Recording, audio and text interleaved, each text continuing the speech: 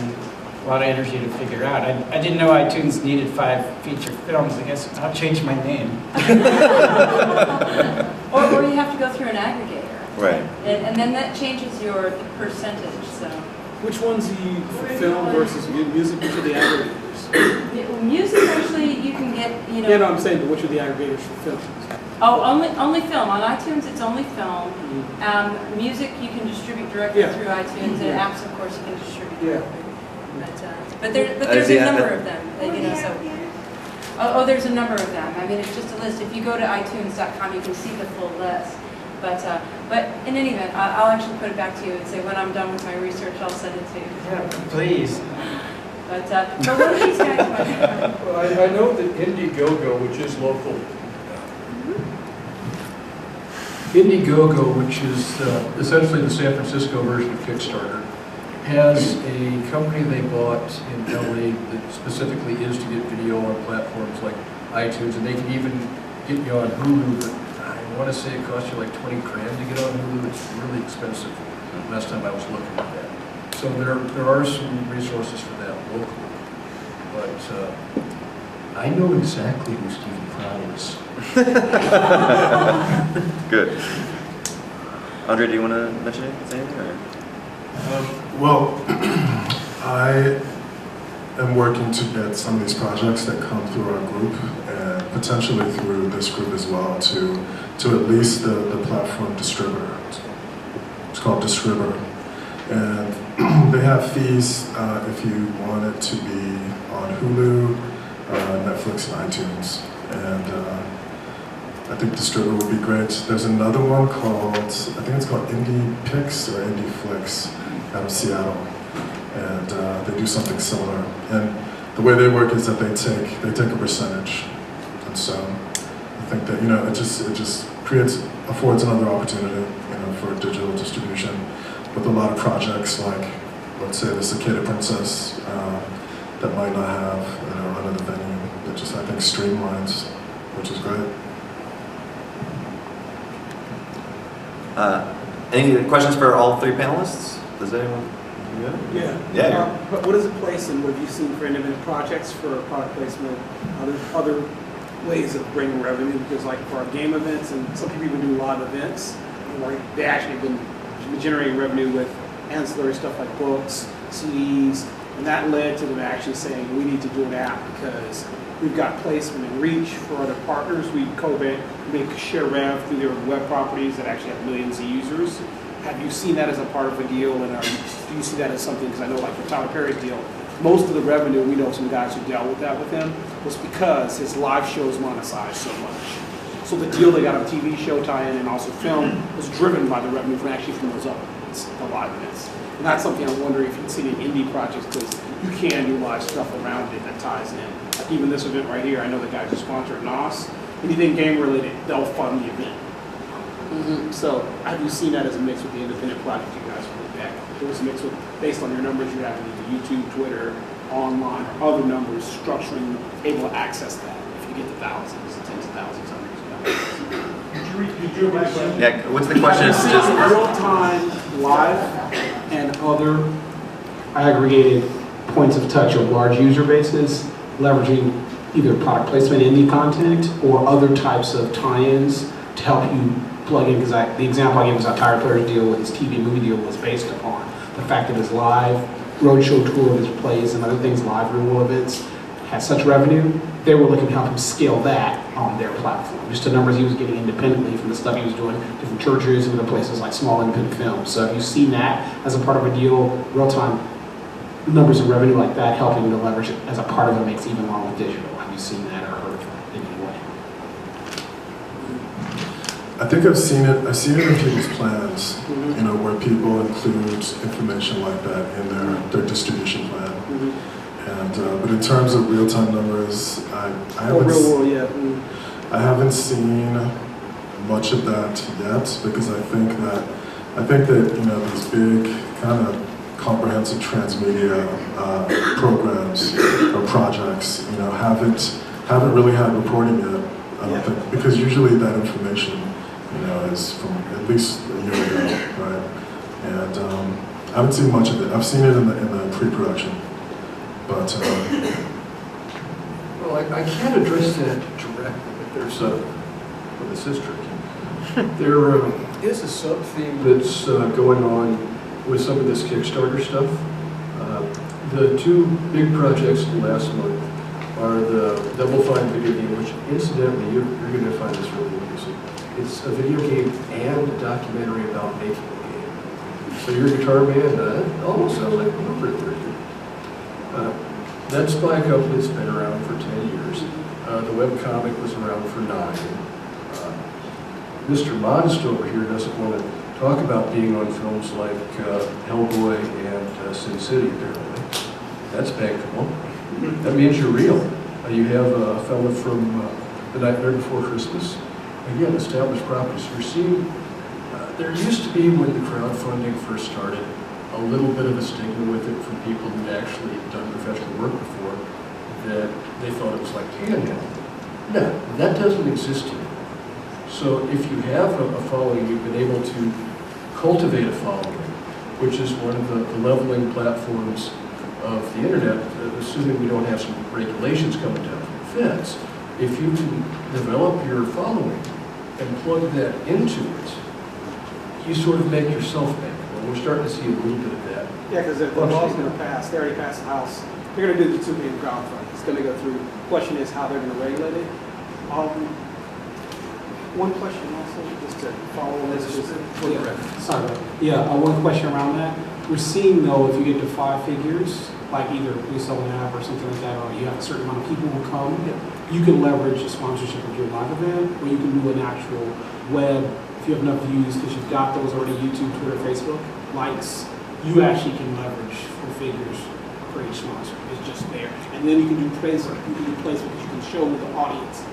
The example I talk about that, anybody here ever heard of a comic strip called Penny Arcade? Yeah. Penny Arcade is a comic strip about video games. Now there, I don't even begin to have audience numbers, but it's in the millions. And what happens with them is they will rebrand their website with the characters in it to promote the launch of the video game. They'll do supplemental materials for the video game. You remember when E3 decided they didn't want to let consumers in it anymore?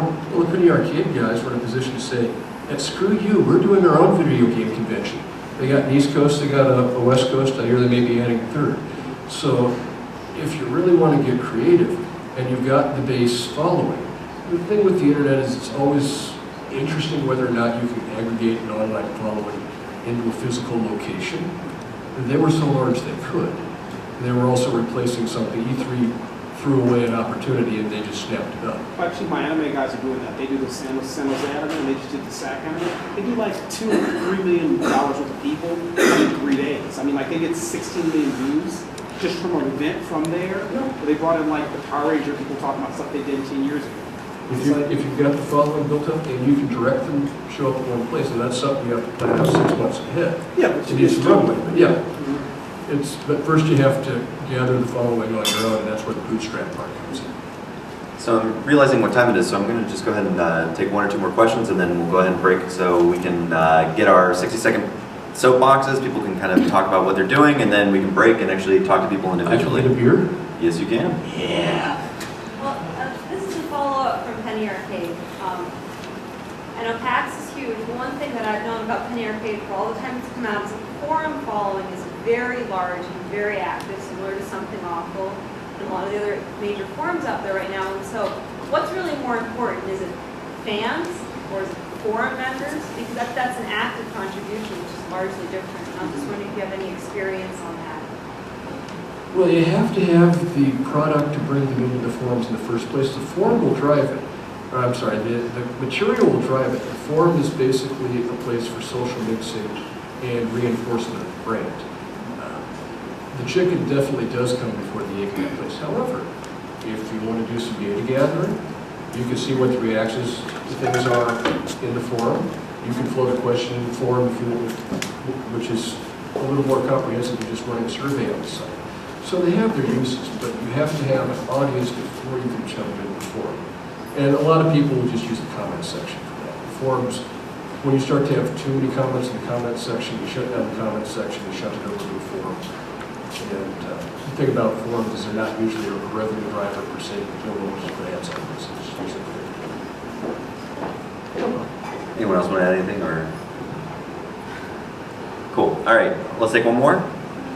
So, how many people did you have in your network that where you were able to raise money from through Kickstarter? Was it the 1%, or do you think yours was higher?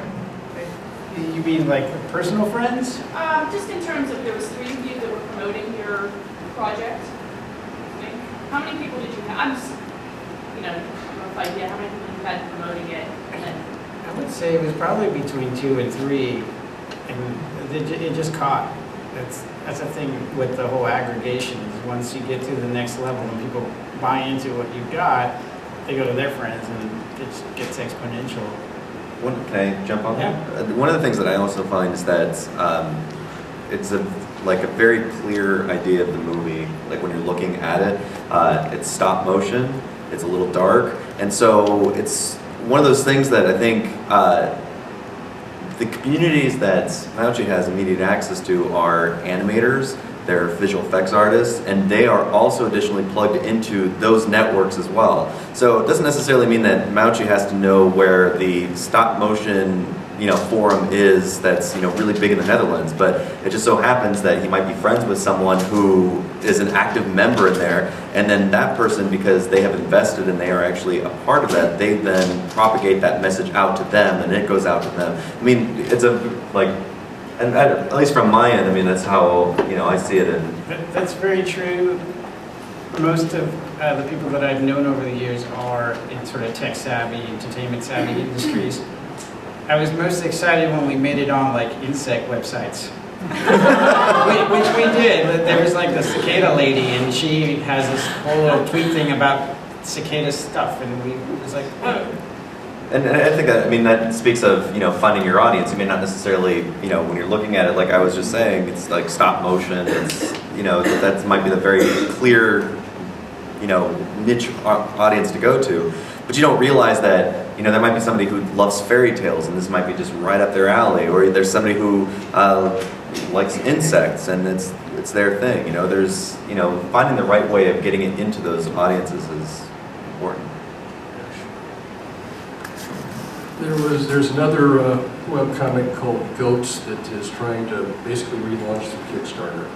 And this may not be statistically significant because when he posted the results, he only had about 150 people funding, but he had an obscenely disproportional amount of his contributors come to the Kickstarter site off of Twitter. The second most was Facebook. He had a ton of followers on Google+, practically no donors there, and then a substantial number where it was directly to the site, which to me suggests someone was emailing the address. So he was theorizing, at least early on, that he was benefiting from the power of retweets. Yeah, because it's open versus Facebook. Yeah. You gotta be friends. Yeah. Sound familiar to you? No. Things just happen to you. Great. Well, I'm going to go ahead and wrap it up with the panelists. If you all want to, thank you guys very much for coming by.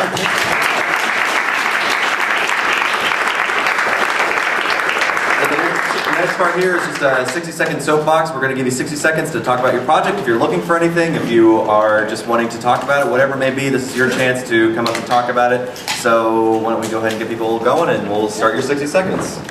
We're going to have just a couple questions and then move on to Mauchi over here. Does anyone seem to be ready to go? So what do you see the value of like mobile apps and other digital tie-ins?